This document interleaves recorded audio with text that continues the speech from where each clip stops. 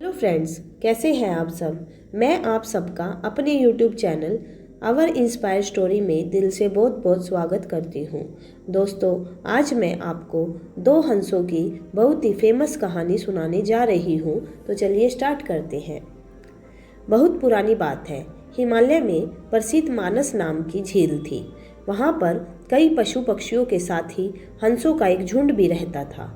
उनमें से दो हंस बहुत आकर्षक थे और दोनों ही देखने में एक जैसे थे। लेकिन उनमें से एक राजा था और दूसरा सेनापति। राजा का नाम था धृतराष्ट्र और सेनापति का नाम था सुमुखा।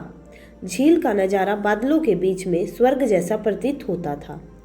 उन समय झील और उसमें रहने वाले हंसों की प्रसिद्धि वहां आने जाने पर्यटकों के साथ देश विदेश में भी फैल गई थी।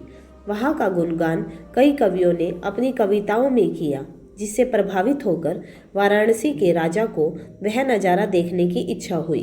राजा ने अपने राज्य में बिल्कुल वैसी ही झील का निर्माण करवाया और वहां पर कई प्रकार के सुंदर और आकर्षक फूलों के पौधों के साथ ही स्वादिष्ट फलों के पेड़ भी लगवाए।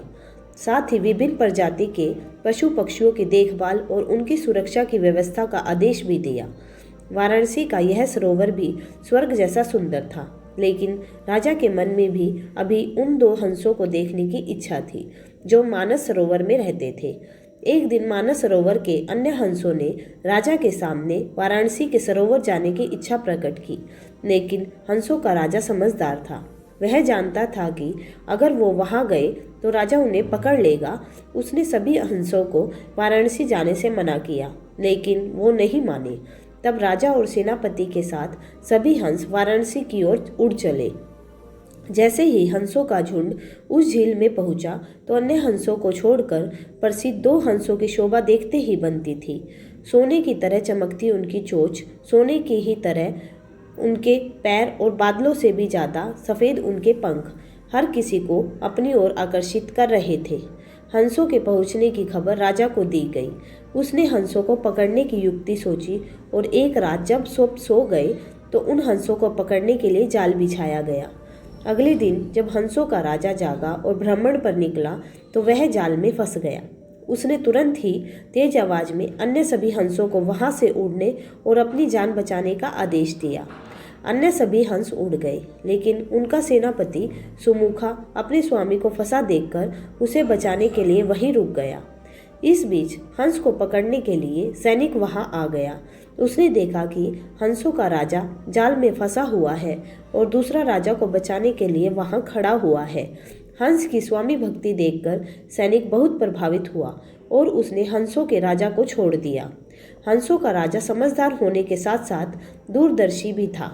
उसने सोचा कि अगर राजा को पता चलेगा कि सैनिक ने उसे छोड़ दिया है तो राजा इसे जरूर प्राण दंड देगा। तब उसने सैनिक से कहा कि आप हमें अपने राजा के पास ले चलें। यह सुनकर सैनिक उन्हें अपने साथ राज दरबार में ले गया। दोनों हंस सैनिक के कंधे पर बैठे थे। हंसों को सैनिक के कंधे पर बैठा देखकर हर कोई सोच में पड़ गया। जब राजा ने इस बात का रहस्य पूछा तो सैनिक ने सारी बात सच सच बता दी।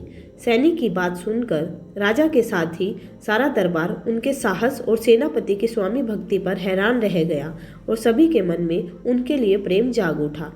राजा ने सैनिक को माफ कर दिया और दोनों हंसों को आदर के साथ कुछ और दिन ठहरने का निवेदन किया। हंस ने राजा का निवेदन स्वीकार किया और कुछ दिन वहां रुककर वापस मानस झील चले गए। तो दोस्तों, इस कहानी से हमें यही शिक्षा मिलती है कि किसी भी परिस्थिति में हमें अपनों का साथ नहीं छोड़ना चाहिए।